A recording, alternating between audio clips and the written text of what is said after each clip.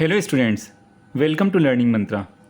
आज हम class 12 vocational education retail trade के फोर्थ यूनिट जिसका नाम है रिटेल सेल्स मैनेजमेंट रिटेल बिक्री प्रबंधन का fourth and last session duties and responsibilities of sales associate बिक्री सहयोगी के कर्तव्य और जिम्मेदारियां पढ़ने वाले हैं।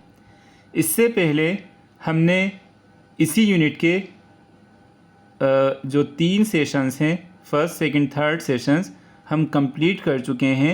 अगर आपने वो वीडियोस नहीं देखी हो तो मेरा जो चैनल है लर्निंग मंत्रा, इसकी प्लेलिस्ट में जाकर आप वो वीडियोस देख सकते हैं। आपसे उम्मीद की जाती है कि आप ये वीडियोस से फ़ायदा ज़रूर उठा रहे होंगे, आपको लाभ ज़रूर मिल रहा होगा। तो आज का सेशन स्टार्ट करते हैं। आज हम क्या क्या टॉपिक पढ़ने वाले हैं। आपका जो सेशन है duties and responsibilities of sales associate में सबसे पहले हम पढ़ेंगे रिटेल बिक्री सहयोगी कौन होता है। फिर हम पढ़ेंगे रिटेल बिक्री सहयोगी के कर्तव्य, ड्यूटीज़ ऑफ सेल्स एसोसिएट्स। फिर हम देखेंगे रिटेल बिक्री सहयोगी की जिम्मेदारियाँ, responsibilities of retail sales associate क्या क्या होती हैं। फिर हम देखेंगे रिटेल बिक्री पर्यवेक्षक रिटेल सेल्स सुपरवाइज़र कौन होता है, बिक्री पर्यवेक्षकों के कर्तव्य, ड्यूटीज़ ऑफ सेल्स सुपरवाइज़र्स। फिर सबसे लास्ट टॉपिक आपका इसमें रहने वाला है रेस्पॉन्सिबिलिटीज़ ऑफ सेल्स सुपरवाइज़र, बिक्री पर्यवेक्षकों की जिम्मेदारियां क्या क्या होती हैं। तो स्टार्ट करते हैं। आज का फर्स्ट टॉपिक है रिटेल बिक्री सहयोगी। रिटेल सेल्स एसोसिएट किसको बोलते हैं? आप सबको मालूम होगा, आप 12th क्लास में पढ़ रहे हैं, आपका जो जॉब रोल है वो सेल्स एसोसिएट का ही है। आपकी जो 12th क्लास कंप्लीट हो जाएगी उसके बाद अगर आप कहीं कंपनी में कहीं आप जॉब करेंगे, सर्विस करेंगे, आपका जो सिलेक्शन होगा तो सिलेक्शन आपका रिटेल सेल्स एसोसिएट पोस्ट के लिए ही होगा। इसीलिए आपको रिटेल सेल्स एसोसिएट के बारे में पूरी जानकारी होना चाहिए। तो रिटेल सेल्स एसोसिएट किसको बोलते हैं? इसे एक बिक्री सहयोगी कह सकते हैं या उस व्यक्ति को कहा जाता है जो रिटेल स्टोर में माल या सेवाओं को बेचने का काम करता है। अक्सर बिक्री सहयोगी काउंटर के पास खड़े होकर ग्राहक को वस्तु या सेवा खरीदने में मदद करते हैं। इनका काम सिर्फ वस्तु या सेवा बेचना ही नहीं है, और दूसरी चीज़ें भी हैं जो अभी हम इनके ड्यूटीज़ और रेस्पॉन्सिबिलिटीज़ में पढ़ने वाले हैं। आपको क्लियर हो गया होगा रिटेल सेल्स एसोसिएट किसको कहा जाता है या रिटेल बिक्री सहयोगी किसको कहा जाता है। रिटेल बिक्री सहयोगी का आपको इसमें एक फ़ोटो नज़र आ रहा है जिनके एक हाथ में POS मशीन है, कार्ड, कस्टमर कार्ड इन्हें दे रहा है पेमेंट करने के लिए, और साथ में इनके कुछ जीन्स वगैरह भी रखी हुई है जो कस्टमर ने ली है। तो रिटेल सेल्स एसोसिएट आपको इमेज में नज़र आ रहा है। नेक्स्ट हम देखते हैं इसकी क्या क्या ड्यूटीज़ होती हैं, रिटेल बिक्री सहयोगी के कर्तव्य क्या क्या होते हैं। इसमें सबसे पहले कस्टमर्स के साथ कस्टमर का क्या करते हैं, ये ग्राहकों का स्वागत और अभिवादन करने का काम रिटेल सेल्स एसोसिएट का होता है। क्या करते हैं? वेलकम करते हैं और ग्रीट करते हैं। ग्राहक से पूछना कि क्या हम आपकी कुछ मदद कर सकते हैं। रिटेल सेल्स एसोसिएट कस्टमर से पूछ सकते हैं कि मे आई हेल्प यू सर या मैडम। फिर प्रोडक्ट की जानकारी ग्राहक को उपलब्ध कराते हैं। कस्टमर को अगर प्रोडक्ट के बारे में पता नहीं है तो पूरी जानकारी कस्टमर को रिटेल सेल्स एसोसिएट उपलब्ध कराते हैं। प्रोडक्ट को प्रस्तुत करते हैं। अगर कोई प्रोडक्ट ऑपरेट करना कस्टमर को नहीं आता है या प्रोडक्ट देखना चाहता है कस्टमर, तो रिटेल सेल्स एसोसिएट उस प्रोडक्ट को निकाल कर कस्टमर के सामने प्रेजेंट कर सकता है, दिखा सकता है। ग्राहक के सभी प्रकार के प्रश्नों का उत्तर देना। रिटेल सेल्स एसोसिएट का एक काम होता है कस्टमर जो भी क्वेश्चन पूछे उन सारे प्रश्नों का उत्तर दें। नेक्स्ट आता है उत्पाद बदलने या वापसी का प्रबंध करना। अगर कोई कस्टमर अपना प्रोडक्ट बदलना चाहता है, रिप्लेस करना चाहता है, या उसको प्रोडक्ट पसंद नहीं आया, पैसे वापस करना चाहता है, तो उसको भी कस्टमर खुद ही मैनेज करने का काम जो करेगा वो रिटेल सेल्स एसोसिएट ही करेगा। आगे ग्राहकों की सूचना एकत्र करना। कस्टमर के बारे में संपूर्ण सूचना इकट्ठी करने का काम भी बिक्री सहयोगी, रिटेल बिक्री सहयोगी ही करता है। रिटेल बिक्री सहयोगी के कर्तव्य आपको इमेज में नज़र आ रहा होगा। 2 इमेजेस हैं। एक इमेज में कस्टमर बैग लेके खड़े हुए हैं जिसमें रिटेल सेल्स एसोसिएट उनको सजेस्ट कर रहे हैं, उनको बता रहे हैं कि आपको ये प्रोडक्ट अच्छे रहेंगे। एक में आपको ब्लैक कलर की शर्ट में सूट्स में यहाँ पर एक रिटेल एसोसिएट खड़ी हुई हैं जिनके टेबल पर आपको POS मशीन जो पेमेंट मशीन होती है वो रखा हुआ है, एक सिस्टम रखा हुआ है। यहाँ पर आपको कस्टमर मुस्कुराते हुए नज़र आ रहे हैं और साथ में रिटेल सेल्स एसोसिएट है वो भी उनके साथ बिल्कुल स्माइल करते हुए नज़र आ रहे हैं। तो ये रिटेल सेल्स एसोसिएट क्या करता है, कस्टमर को उनका प्रोडक्ट जो भी उन्होंने ख़रीदा है उनको प्रोवाइड करता है ताकि कस्टमर खुश रहें।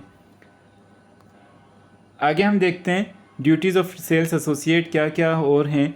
हैंडलिंग संबंधी समस्याएं, इसको हम डिटेल में पढ़ने वाले हैं। हैंडलिंग प्रॉब्लम्स क्या क्या होती हैं, उसको किस तरह से कस्टमर सोल्व करते हैं। नेक्स्ट हमें बिक्री में सहयोग करना, असिस्टिंग सेल्स। फिर आता है क्लर्क संबंधी कार्य, क्लरिकल टास्क। फिर आएगा इसमें कुछ विशेष कार्य, जॉब स्पेसिफिक रेस्पॉन्सिबिलिटीज़ बोलते हैं इसको। सबसे पहले हम देखते हैं हैंडलिंग संबंधी समस्या क्या क्या होती हैं। हैंडलिंग एक बिक्री सहयोगी सुनिश्चित करता है कि ग्राहक द्वारा की गई शिकायत वैध है या नहीं, कस्टमर ने जो शिकायत की है वो वैलिड है या नहीं है। बहुत सारी बार कस्टमर ऐसे झूठ मूठ भी शिकायत करने का काम करते हैं, तो ये काम कौन करेगा, एक रिटेल एसोसिएट या बिक्री सहयोगी। फिर देखते हैं और ग्राहक की शिकायतों का समाधान अपने अधिकारियों की देखरेख में ही किया गया है। जो भी शिकायत हैं उनका समाधान जो रिटेल एसोसिएट ही करेंगे, किसकी देखरेख में, अपने सुपरवाइज़र या अपने जो हेड हैं, अपने ऑफिसर्स हैं, उनके देखरेख में करेंगे। नेक्स्ट है बिक्री में सहयोग करना, असिस्टिंग सेल्स। बिक्री सहयोगी का मुख्य कार्य निम्न कार्य करना है। कौन कौन से, उच्च स्तर की ग्राहक सेवा उपलब्ध कराना, एक high class customer service provide करना, कंपनी के लाभ में वृद्धि करना। जब कस्टमर सेटिस्फाई होंगे तो अपना कंपनी का जो लाभ है उसमें वृद्धि होगी। कंपनी के रेवेन्यू में वृद्धि करना, अगर ज़्यादा सेल होगी तो रेवेन्यू भी क्या होगा, पैसा भी क्या होगा, ज़्यादा बढ़ेगा। अधिक से अधिक बिक्री करना, रिटेल सेल्स एसोसिएट का ही काम होता है कि वो सेल अधिक से अधिक करे, बिक्री अधिक से अधिक करे। फिर आपके थर्ड जो है इसमें क्लर्क संबंधी कार्य, क्लरिकल टास्क भी होती हैं कुछ।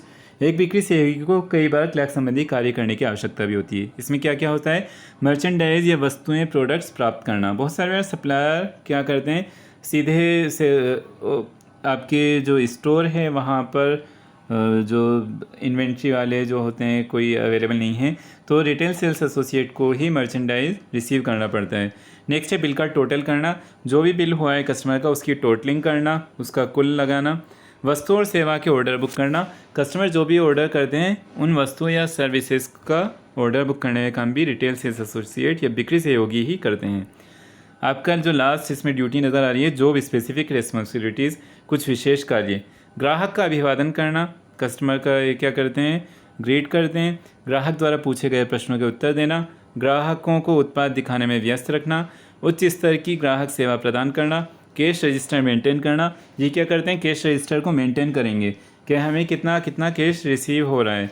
वित्तीय लेन देन को मैनेज करना, जो भी फाइनेंशियल लेन देन होता है, पैसों का जो भी लेन देन होता है उसको मैनेज रखने का काम, पूरा रिकॉर्ड रखने का काम भी कौन करते हैं, रिटेल सेल्स एसोसिएट या ग्राहक ये बिक्री सहयोगी भी कहा जाता है इसको, इनका ये काम होता है।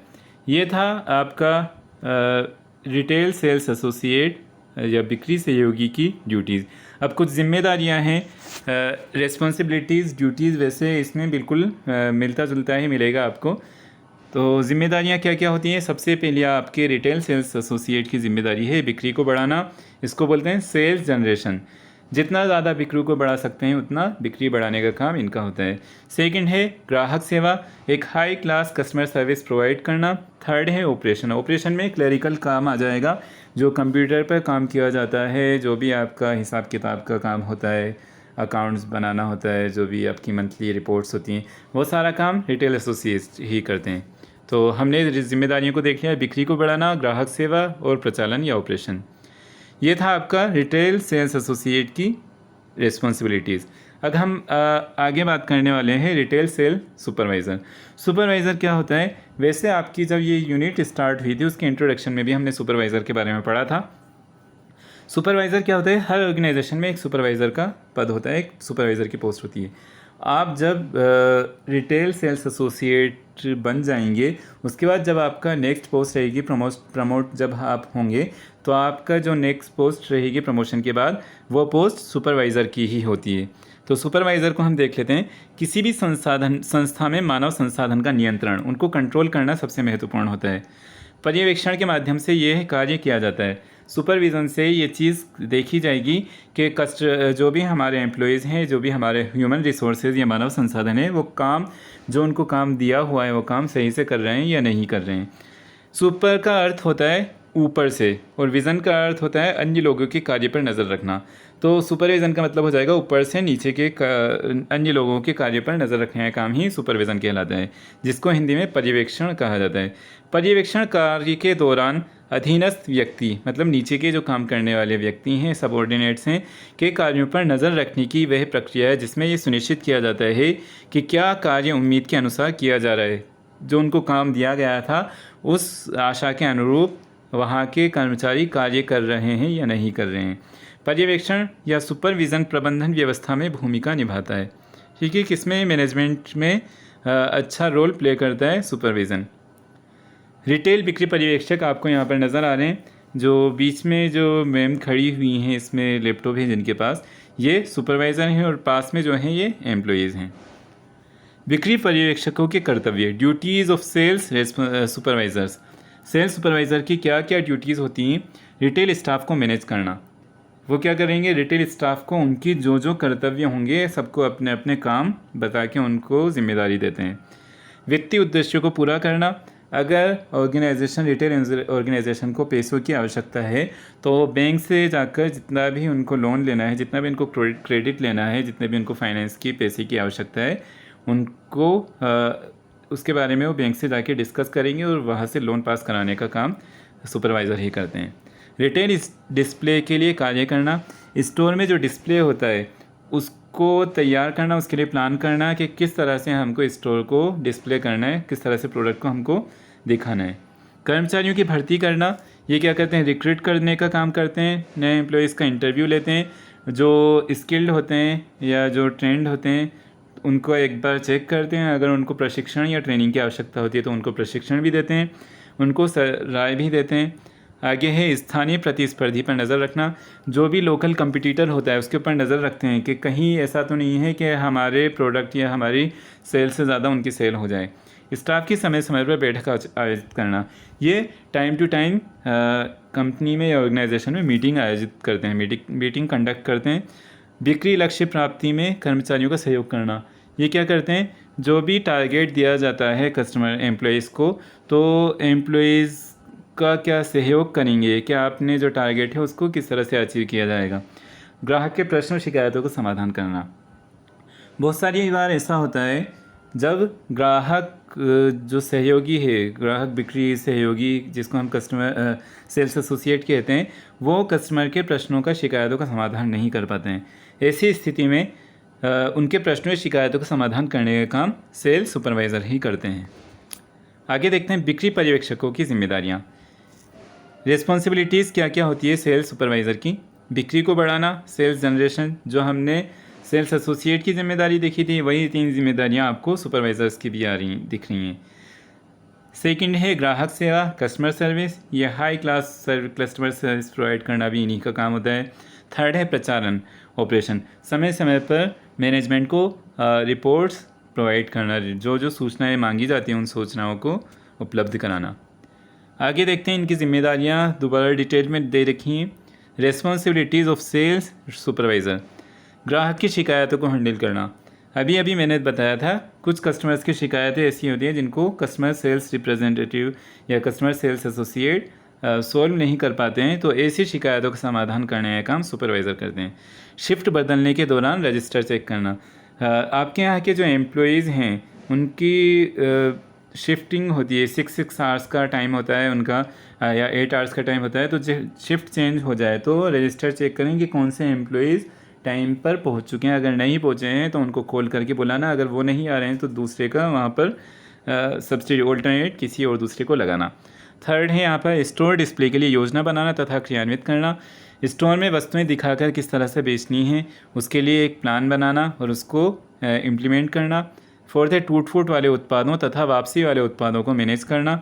जो वस्तुएं टूट जाती हैं, फूट जाती हैं या कस्टमर्स टूटी फूटी वस्तुएं वापस कर देते हैं तो उसको किस तरह से रिप्लेस करते हैं, तो उनको किस तरह से मैनेज करना है, ये काम भी सुपरवाइज़र ही करते हैं। कर्मचारियों की बिक्री को प्रोत्साहित करने के लिए इंसेंटिव योजना, इंसेंटिव को बोलते हैं बोनस। अगर कस्टमर ने एम्प्लॉई ने टारगेट अचीव कर लिया, उनको टारगेट दिया था कि आपको इस मंथ कम से कम 5 लाख रुपीज़ का टारगेट दिया जाता है, आपको कम से कम 5 लाख रुपए की सेल करना है। अगर आप 5 लाख की सेल कर देंगे तो आपको इंसेंटिव दिया जाएगा। इंसेंटिव मतलब बोनस, कुछ परसेंट होता है कि अगर आपने 5 लाख का सेल किया है तो आपको 5 लाख का 5% दिया जाएगा। 5 लाख में से आपको 1%, 2% जो भी उनका होता है, पॉलिसी में ऐसा होता है। इससे क्या होते हैं, कर्मचारी सेल के लिए, बिक्री के लिए प्रोत्साहित होते हैं और पूरे रिटेल स्टोर की सेल बढ़ती है। सीखते हैं आपका स्टोर प्रबंधन के लिए सेल्स रिपोर्ट तैयार करना। मैनेजमेंट को समय समय पर सेल्स रिपोर्ट चाहिए होती हैं, तो सेल्स रिपोर्ट तैयार करने का काम भी सुपरवाइज़र ही करते हैं। आगे उच्च स्तर की ग्राहक सेवा के लिए स्टैंडर्ड तय करना। ये एक मापदंड बनाते हैं, एक स्टैंडर्ड बनाते हैं ताकि सभी कस्टमर्स को हाई क्लास ग्राहक सेवा उपलब्ध हो सके। स्टोर खुलने और बंद होते समय साइन बोर्ड लगाने की व्यवस्था करना। सुपरवाइज़र का काम होता है जब स्टोर खुले तो आपको कहाँ कहाँ साइनेज, कहाँ कहाँ साइन बोर्ड लगाना है, किस तरह से कस्टमर को आकर्षित किया जा सकता है, सारी जिम्मेदारियाँ भी रिटेल सुपरवाइज़र की होती हैं। स्टोर खुलने और बंद होते समय स्टोर की सुरक्षा की व्यवस्था करना। जो भी वहाँ पर सिक्योरिटी गार्ड्स हैं उन सबको भी मैनेज करना, उन सबको मॉनिटर करने का काम भी सुपरवाइज़र का ही होता है कि स्टोर खुलते और बंद होते समय कोई ऐसी घटना तो घटित नहीं हो जाए जिससे हमें नुकसान उठाना पड़े। 10th है कर्मचारियों की उपलब्धि का परीक्षण करना। समय समय पर एम्प्लॉइज़ की परफॉर्मेंस को चेक किया जाता है, परफॉर्मेंस को अप्रेस किया जाता है ताकि अगर उनकी परफॉर्मेंस घट रही है तो उसमें सुधार किया जाए, अगर बढ़ रही है उनको और ज़्यादा मोटिवेट किया जाए। आगे लास्ट इसका टॉपिक पॉइंट है नए कर्मचारियों के लिए एक्शन प्लान बनाना। कुछ नए कर्मचारी आते हैं जिनके पास ट्रेनिंग नहीं थी, अभी अभी उनको ट्रेनिंग दी गई है, तो उनके लिए एक्शन प्लान बनाने का काम भी रिटेल सेल्स सुपरवाइज़र का ही होता है। ये था आपका 4th यूनिट का 4th सेशन जिसका नाम था बिक्री सहयोगी के कर्तव्य और जिम्मेदारियाँ, सेल्स एसोसिएट की ड्यूटीज़ एंड रिस्पॉन्सिबिलिटीज़। उम्मीद की जाती है आपसे कि आपको ये वीडियोस से आप ज़रूर लाभ उठा रहे होंगे। अगर आप ये वीडियोस अच्छी तरह से देखेंगे तो आपके एग्ज़ाम में मार्क्स अच्छे से आ पाएंगे और आपको कुछ प्रैक्टिकल नॉलेज जो अभी तक नहीं थी वो प्रैक्टिकल नॉलेज भी इनसे हो जाएगी। ठीक है, आपको वीडियो पसंद आई हो तो लाइक ज़रूर कीजिएगा। मेरा जो ये यूट्यूब चैनल है लर्निंग मंत्रा, इसको सब्सक्राइब ज़रूर करें और इस वीडियो को अपने फ्रेंड्स के साथ शेयर ज़रूर करें। मिलते हैं नेक्स्ट वीडियो में। Thank you.